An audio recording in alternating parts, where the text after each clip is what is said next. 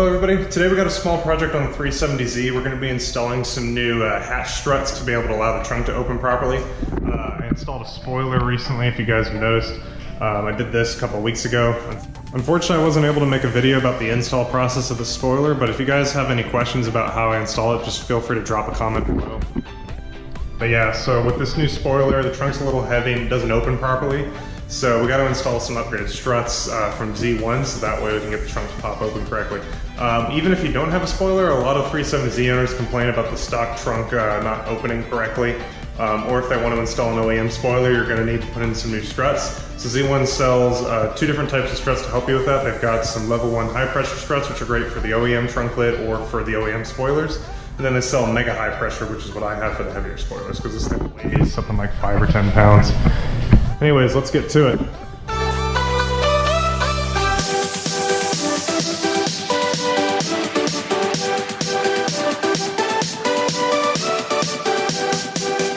So there we go, guys. There's the new trunk struts. Again, these are the mega high pressure for the heavier spoiler because that thing weighs about 5 to 10 pounds.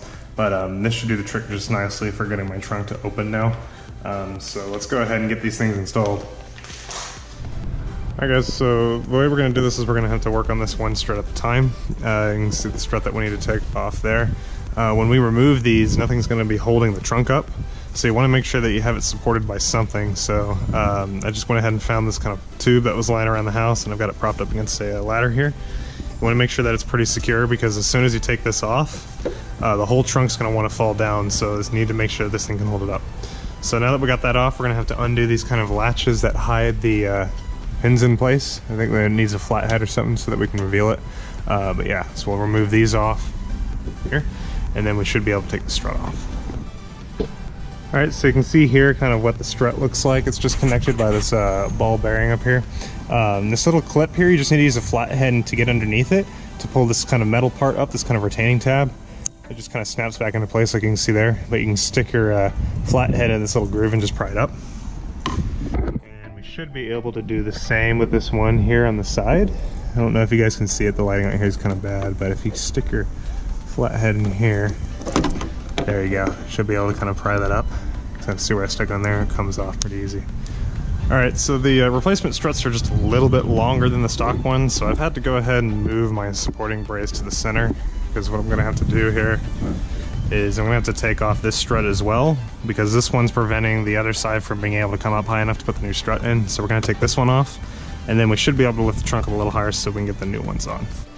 And to remove this strut, just follow the same steps as you did on the other side, and make sure that the brace is able to support the weight of the entire trunk before you remove it.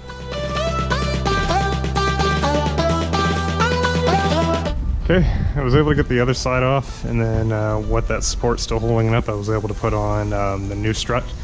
These things are strong enough to hold the trunk up by themselves, so I'm actually kind of worried that these things may be a little too strong here.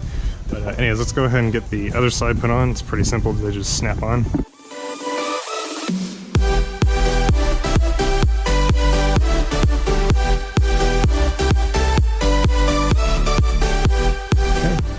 And the last step is to install these little locking pins. I've already done the other side, but the installation of these is really simple. If you kind of look closely on the top here, you'll see there's kind of like a hole in that ball. This little end here just kind of slips through it, and then should be able to push it down, and the whole thing just kind of wraps around, and you should be able to push this in. And through the magic of editing, I've managed to straighten my hair, shave my beard, change my clothes, and even throw in a little overcast. It's getting a little too sunny for me anyways. Alright guys, I just want to go ahead and show you what the trunk is like now with the new struts installed.